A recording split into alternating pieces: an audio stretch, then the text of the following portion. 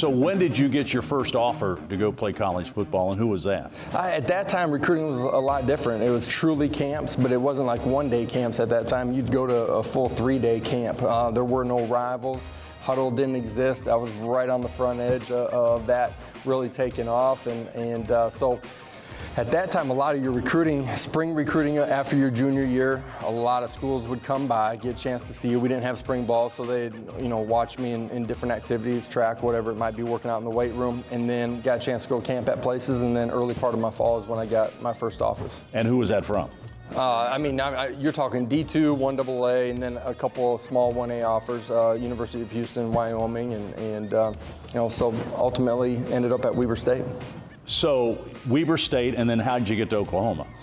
Weber State, played, coaching change, different philosophy, and ultimately decided to go to junior college. And my dad had recruited some guys from Snow Junior College, so I knew of it. They had a great history, tradition of throwing the football.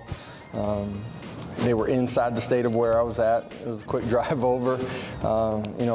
During the course of a weekend, transitioned in a quarter system. As far as school, and winter quarter was at one school, spring quarter went to another.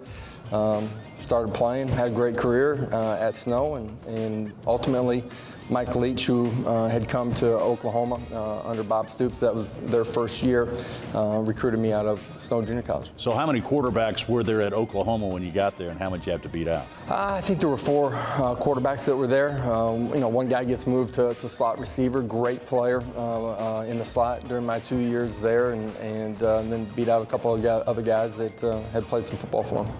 You had lots of success at Oklahoma. Throwing the football, you guys had a high-powered offense. Yeah, absolutely. Wide open. Played out of the gun, played under center too at that time. Different than in a lot of today's style. We weren't truly no huddle. We were out of the huddle, but we spread the field through perimeter screens, applied pressure differently than a lot of teams were at that time that were maybe under center, I formation, play action pass, 2-man route combinations. It was a different style of football at that time. But you had great success there. Won a national championship, runner-up for the Heisman Trophy, and put big numbers up. Yeah, we were really explosive. Had a great team, a bunch of guys that were, athletic and had some great skill sets for sure. But as much as anything, right mentality, right attitude, a mentality of toughness, belief in the guy that you were playing next to. And a lot of that's formed during the offseason. A lot of what our guys have gone through this summer and will go through in training camp as well.